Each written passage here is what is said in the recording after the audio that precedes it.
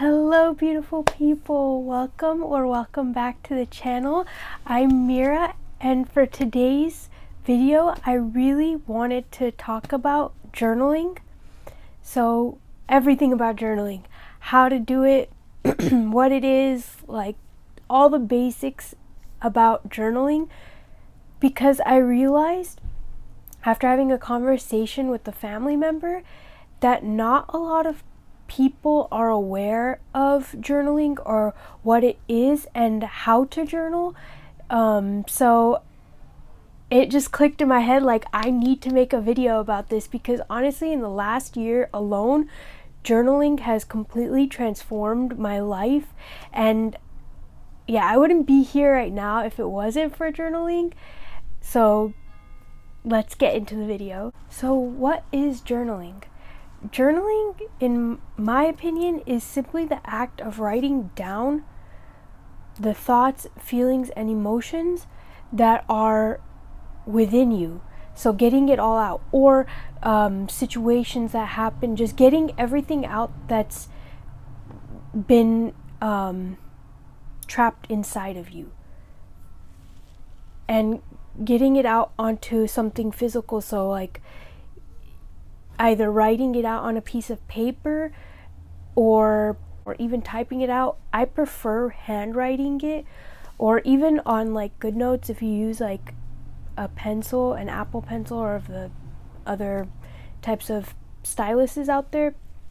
You can write using that, and sometimes I just use like my hand to write. So I think that really helps because one, you don't have to worry about storing the journals, although I'll get into what you can do with your your journals. But yeah, you don't have to worry about storing them, and it's also a lot easier sometimes, because if you're already on your iPad or on your phone or whatever, then it makes it much easier for you to just write it out instead of having to like remember to do it at a later time. Especially when you're first getting into it, it can be so much more beneficial because you're already going to be on your phone. Like you're already in the habit of checking your phone or using your phone or your iPad or your laptop or whatever other devices you use.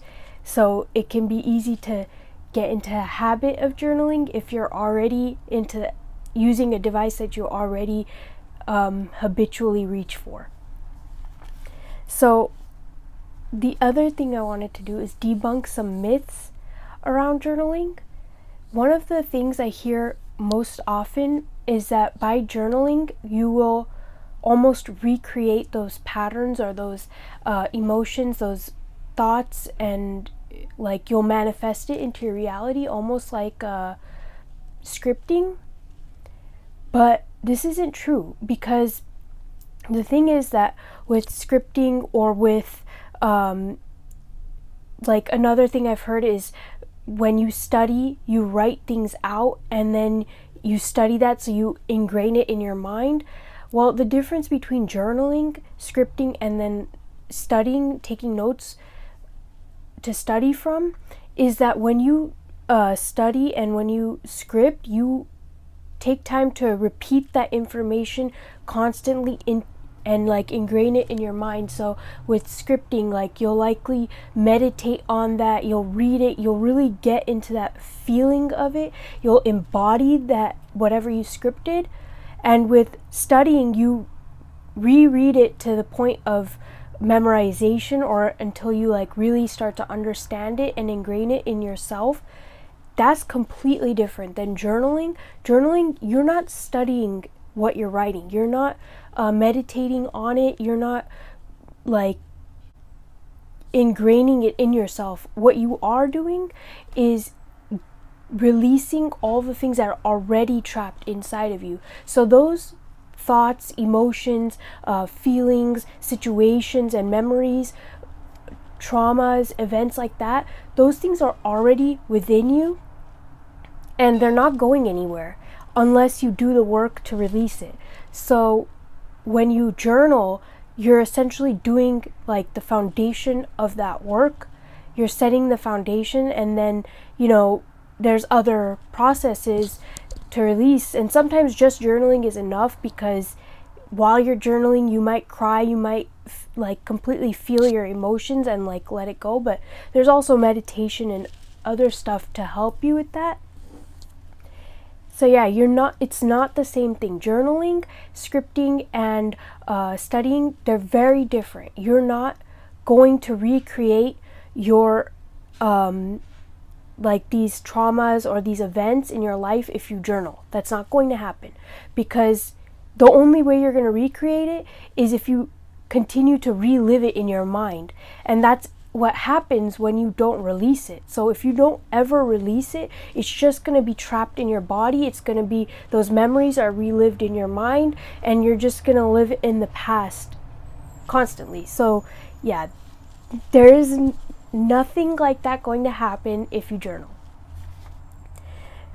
The other myth that I hear, not as often as the first one, but that I hear still a lot, is by journaling, you're living in that negativity. You're living in that moment of negativity, that because you're replaying a situation or writing about an event that occurred, you're reliving it in your mind, and so you're now living in that negative situation again. And while it is true that you are going to relive that memory when you write it down, when you journal about it, and it is true you're going to bring that negative emotion back up most likely, the reason you need to do this is because you won't be able to release it otherwise. The only way to release it is by bringing it up and allowing that emotion, that feeling, that trauma, that memory to like be felt in you and then released. So if you continue to be afraid of bringing up those events and reliving that negativity, if you're afraid of that, then what's gonna happen is you're just gonna end up in that same negative emotional like bubble as throughout your life. Like, you're gonna continuously have the same patterns occurring in your life. And a good example of this is like in my own family. My mom's mom, so my maternal grandma, experienced a lot of trauma and like a lot of like abuse in her life, and her life was very tough, and she's never released that. And so her life has not, I mean, it's obviously better than what it was, but the same patterns are being relived constantly. And then what ended up happening is that in the lives of her daughters, there have been very similar patterns occurring. So if you don't release it, not only are you going to relive the same patterns in your own life, maybe they look a little bit different, but the base and root of them are going to be very similar, but you also affect the next generation of people in your lineage and around you, because that trauma is stored in your body and it's passing down through your genetics. And if you really want to dive deeper into this, you should study Dr. Joe Dispenza's work, because he like does a deep dive into genetics and all of that sort of stuff. But yeah, so it's not like just because you journal and you relive those events, it's not going to trap you in that moment. The whole point of it, again, is to release that moment, so you're no longer holding on to it in your body, because what's happened is that you're still storing it in your body and it's still affecting you. The only difference is that because you haven't brought it up to the surface, it's affecting you on a subliminal level, or like from behind the scenes almost. It's not really affecting you as forward or like on the surface, if that makes sense. Like, you're not being affected on the surface, although you could be, but you're more so being affected from below the surface. Now that I've debunked these myths, and I hope you realize now that if you were holding on to these myths, like, they're just not true. And honestly, unless you do it, you'll never find out truly. So we've already talked about how it helps you release trapped emotions, feelings, and thoughts, but it also helps you gain a lot of clarity. The act of writing, free form writing, just letting it flow through you, ends up bringing things out that you would never have been able to just simply think about. Like, there's been so many instances where I was journaling and I didn't even know that these things were still within me, that they were still trapped within me, or that this is why something has been occurring, a pattern has been occurring in my life, until I journaled and it just like came out, and I was looking at it and I was like, wow, that makes so much sense. I see it now. Like, I understand why this has been happening. And from that clarity, you're able to gain that insight and just be free of that thing that's been holding you back almost, or that thing that's been trapped in your body. And a lot of times through journaling, we can release blocks that have been holding us back in our life. So like, if we feel life has been very stagnant, or we're not really getting to where we want to go, we're kind of just in the same like hamster wheel and routine, or we're just dissatisfied with where we're at in life, that's where journaling can really help, because you start to gain clarity on why you're still stuck in this pattern, why you're having this block, where is this block coming from. It helps you get to the root of why something's happening in your life, and by getting to the root, you can actually create solutions and overcome those blockages. The best example I can give for this is, if you have a plant and you have it in like a small pot, and now your plant at one point was flourishing and it was growing, but now it's like completely stopped. It's like yellowing, the leaves are yellowing, and it's no longer growing. It's kind of just dying off. A lot of the reason for that could be the roots of the plant. The roots of the plant might be like tangled, and they don't have enough room to grow anymore. But if you keep watering the plant, or you just keep trimming the leaves, or doing like surface level care for the plant, it's never going to grow. It's never going to actually flourish. It's going to end up dying. So you'd have to look at the roots. You have to pull that plant up, look at the roots, heal those roots, maybe move that plant to a bigger pot so it has more room to grow. Either way, you have to take care of that root, otherwise the plant is going to die. And similarly for us, in order to release our blocks and overcome these challenges in our life, we have to look at the root of that block, that emotion, that feeling, that thought, whatever it is. We have to look at the root of it. And the best way to look at the root of it that I found is through journaling. Journaling also helps you to dive deeper into yourself and almost have a conversation with yourself. Really, get to know yourself on a deeper level, and come to find out who you are. So a lot of times through our life, we receive programming and information about who we are through other people. But that could also not be in alignment with who we actually are, because it's based on other people's perspectives and perception of who they think we are and our relationship to them. So like our parents, our grandparents, siblings, cousins, aunts, uncles, friends, all these other people will have their own perception of who you are, and that can taint our own self-image. So when you journal, the reason why journaling can be so important is because by journaling, you're able to get to who you actually are. You're able to uncover the layers of programming, almost like an onion. You kind of rip apart the layers of programming, and you get to who you actually are at the root of yourself and your soul, and you're able to align with that.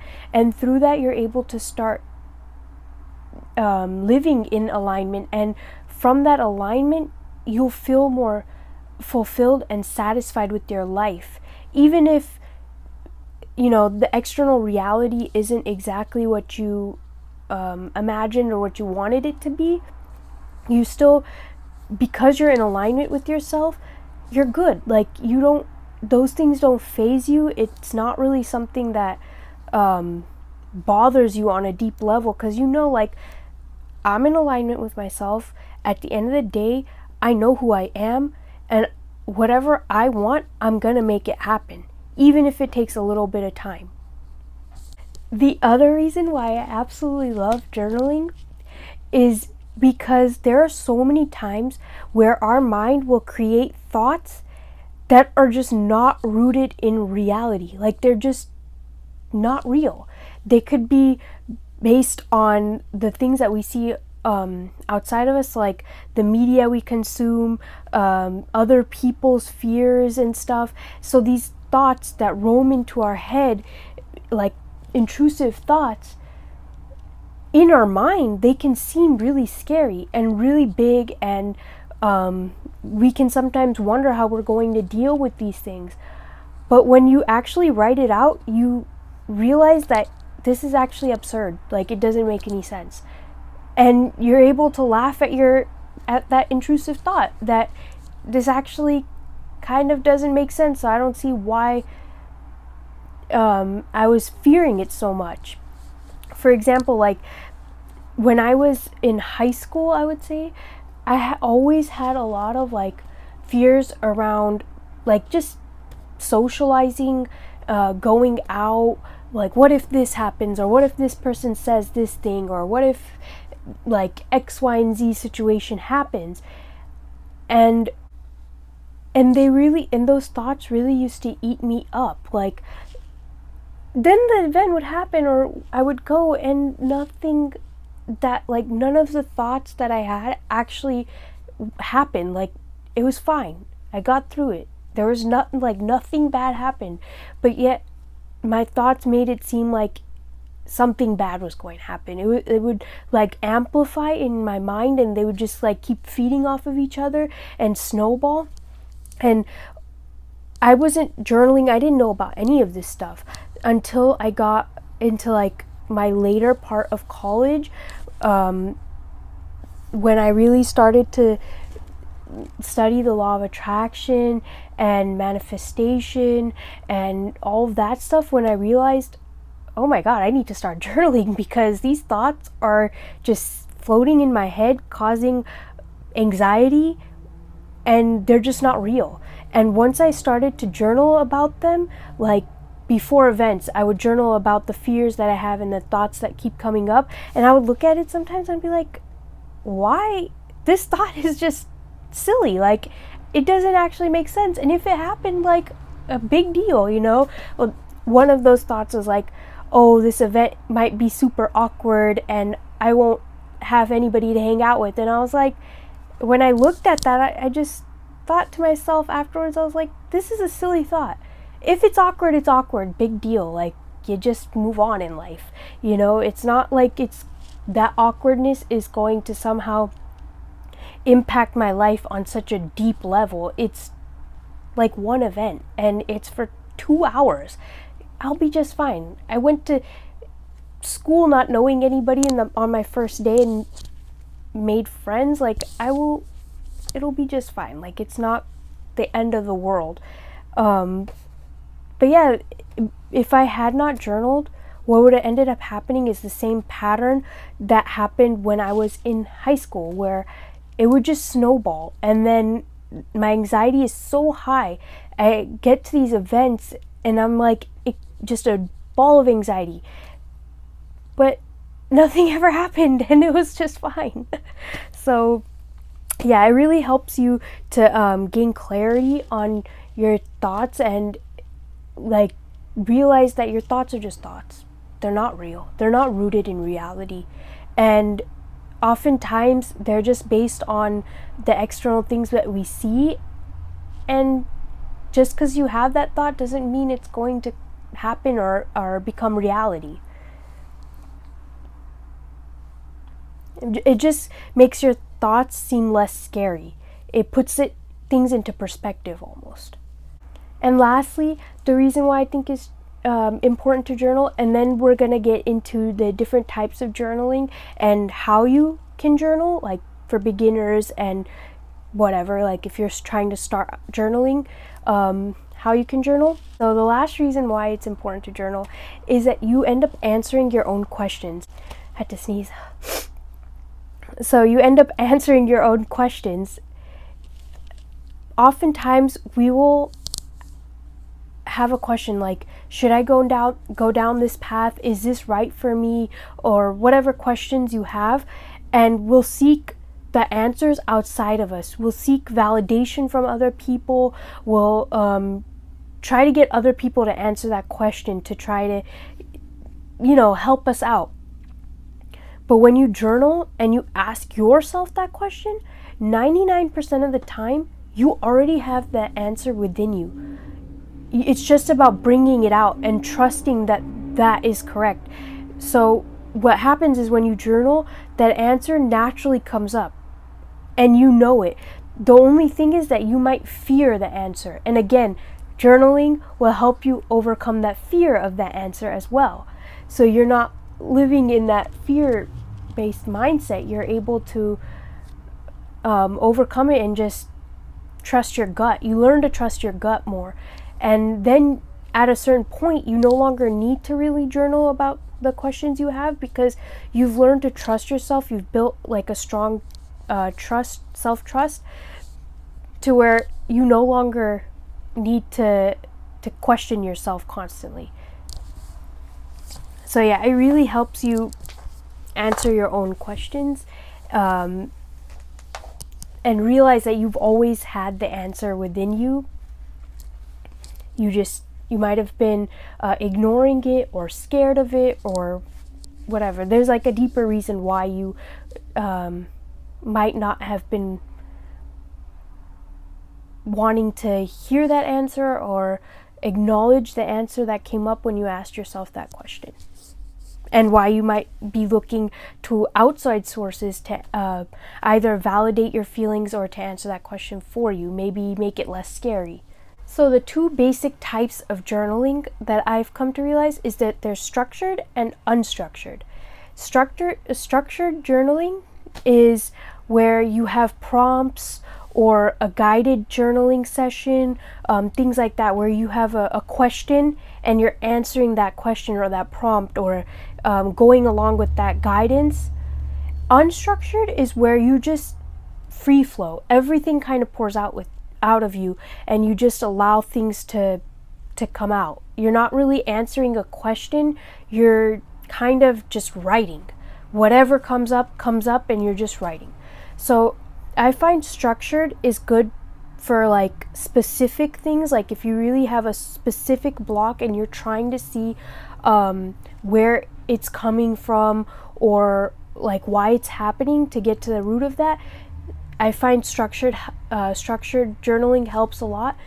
Unstructured journaling I find helps when you're just beginning maybe, or even like if you're already in your journaling, like you've been journaling for a while. Unstructured I feel like is a brain dump almost, like you just feel overwhelmed maybe and you have a lot on your mind, and this is like the perfect way to just get everything out of you. It is like a brain dump almost, and you allow things to just come as they will.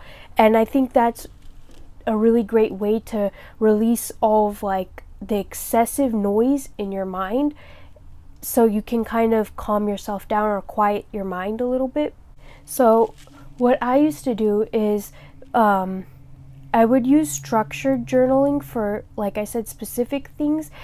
Or if like I was watching a video and somebody gave like a journal prompt and it really resonated with me, that's what I would use the structured for. Or if like something keeps happening in my life, for example, a few months ago I kept feeling like this block, like specifically in my heart chakra area, like just a block, and I didn't know where it was coming from. It kind of just, or well, I thought it had come out of nowhere, and I was just like, where is this coming from and why am I feeling this block?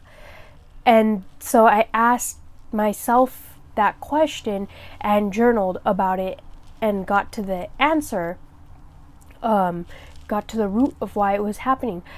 Unstructured journaling, I tend to use that a lot more when I have a lot in my mind, like just heaviness or like excessive noise in my mind. Especially for me, this tends to happen after family events, family weddings, or a really busy day, like constant socializing, things like that, because during those situations I'm picking up on a lot of different thoughts and emotions and conversations and like interacting with so many people, or it's just been so busy that like for family weddings it's very intensive and requires a lot of work on the part of the family. So in those situations I just feel like my mind becomes overwhelmed with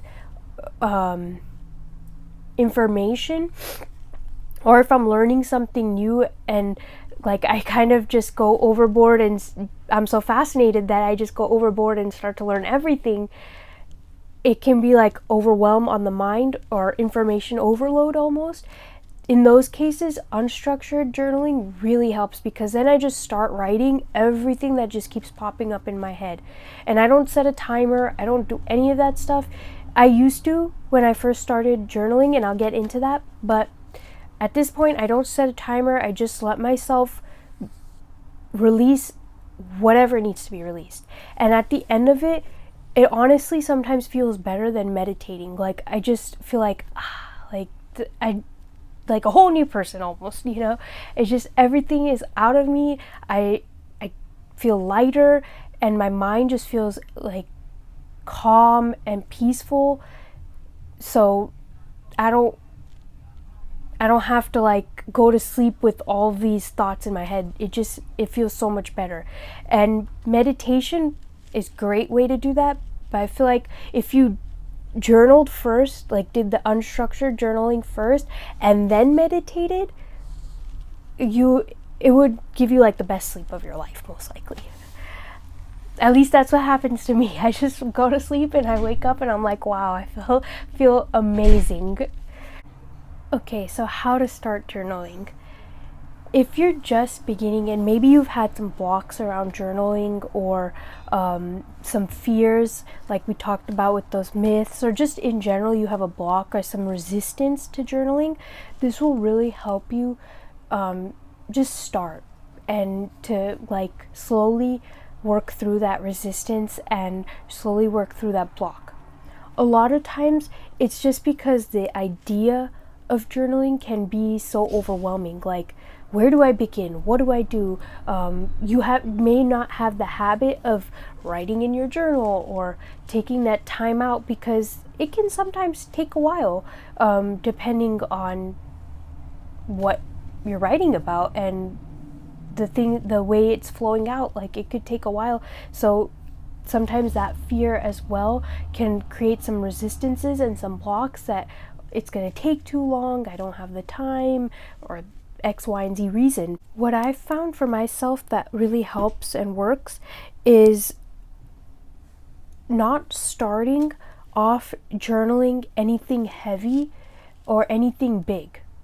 Set a 5-minute timer, take out the journal, write 2 or 3 things you did in your day, close the journal, put it away. Or even like if you really have a big block, you don't even need to do that. Just focus on taking the journal out, putting it on your desk wherever you would want to journal in, and that's it. Maybe open it close it, put it away. Do that for a week, maybe 2 weeks, like habitualize that act. And then you can write the 2-3 things that happened in your day. Take the 5 minutes to write that and slowly build it up. Because if you just jump right into it, sometimes it works.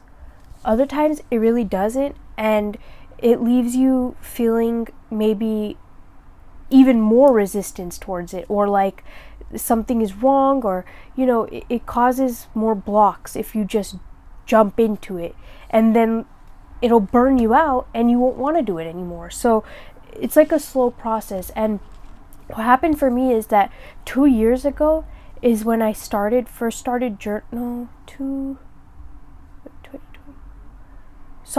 years ago now is when I first started really journaling.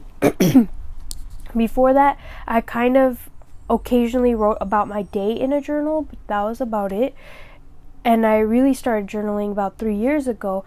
But because I, again, didn't take it slowly, I kind of dived in head first. I couldn't be consistent with it enough to where it would actually make an impact.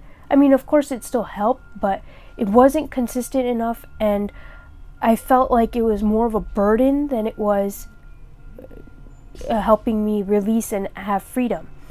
So what I ended up doing about like last year, I want to say, is taking small steps, writing about answering one question, writing about one thing that happened, just slowly getting into it. And that's really helped me to where now, like, it's not something that I have to think about. I just journal. Like, anytime something happens that triggers me, I journal immediately if I can. I have like a sheet on my iPad that's like 4-step process to write the trigger, the emotions I'm feeling because of this trigger, like why it could have happened, how it happened, all of those things. I answer all those questions, and then the third part is how I did respond, and if I didn't like how I responded, how I should have responded. And then the fourth thing is like, what did this situation get me? Like, how did it help me? What did it show me? Those types of things. So that's my 4-step process with triggers and journaling. And hopefully that helps you work through your triggers. But yeah, now, before I didn't have this process. I didn't have this like ability to journal as fluidly as I do now. So all of these triggers would just happen, and maybe I would think about it, maybe I would meditate on it, but then it would like keep happening. It's not like it wasn't getting any better. I wasn't actually releasing the trigger or understanding the deeper root behind it. And yeah, now that I have this 4-step process, and because I've built up that habit of journaling, it's like right away. I'm like, if I have my phone, then I'll just do it on my phone. If I'm out and about and something happens, I'll just go to the bathroom or go step outside, like just take a breather and write it out in my phone, wherever I get an opportunity. And sometimes it's not something that can be so immediate, because like, for example, if you're driving and somebody cuts you off and that triggers you, you can't really, write about it in that moment. But that's like, in those situations, whenever you do get the opportunity is when you would take it. So anyways, that was kind of like a side note. But yeah, how to start journaling is take that small step. And once you get into the habit of like taking your journal out, opening it, like you're starting to do that naturally. Oh, sorry. The other thing I was going to say, and this is really important actually, and I don't know how I forgot about this, but identity. If you identify as a person who journals, it's going to be so much easier for you to journal. But if you identify as somebody who doesn't like journaling, who has blocks and resistances around journaling, then it is going to be so much more difficult for you to journal. So yeah, how you identify and like your identity has a huge impact on this as well. And it could be easier sometimes to start to shift your identity first, and naturally the habit will come, versus trying to force yourself into a habit and then shift your identity. Jill's on YouTube, I'll link her video down below. She has an amazing video on this if you haven't watched it already, on identity shifting. Anyways, so back to how you can journal, how you can develop that journaling habit and that like ability to journal. The other thing is you can start writing about fun events too, fun things that happen in your life. Journaling doesn't always have to be writing about like the traumas, the emotions, the triggers, all of those things. No, it could be writing about the amazing things that happen in your life too. Like, for example, if you got a raise or you got a promotion or you just had a child, like you got married or whatever happened in your life, you know, writing about those things is just as important. And sometimes I think we tend to overlook how important it is to journal about those things, because it's not like it doesn't fit the typical narrative around journaling, but it is so important to journal about those things as well. And it makes you excited. Like, it also releases that excited emotion, because excitement trapped in your body can lead to lower vibrational emotions as well. So yeah, journaling about exciting things that happened in your life and those types of things, so important. Journaling about your day, the highs, the lows, anything that happened, like whatever, things like journaling about that can help as well, because it's not really like a deep dive. It doesn't just throw you into that. It's almost like you're just talking about your day, you know, almost like if you were talking to a friend about your day. That's what it is. And I actually do like to think of my journal as my friend, because it's almost like the journaling is helping me to release all these different things that I have. So I don't need to look to other people. I don't need to have that need fulfilled through other people. Obviously we're social creatures, so you want to talk to people and socialize, but I mean like the deeper stuff within you, you don't need to have somebody else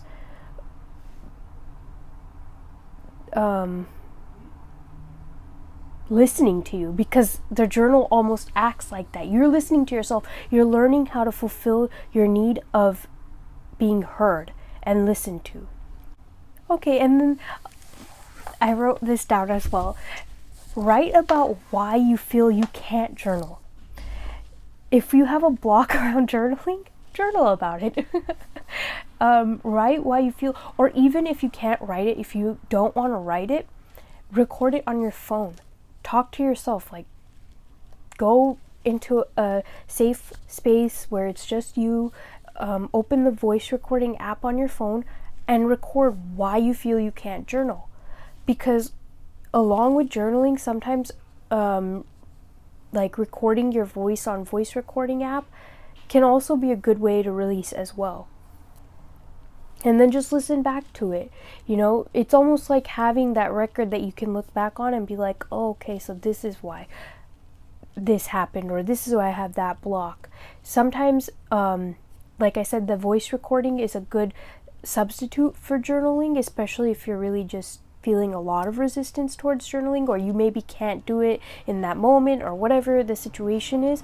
That voice recording is very helpful as well. And then later on, if you feel like, you know, journaling about that situation, you can, but a lot of times just talking about it too can help to release it as well.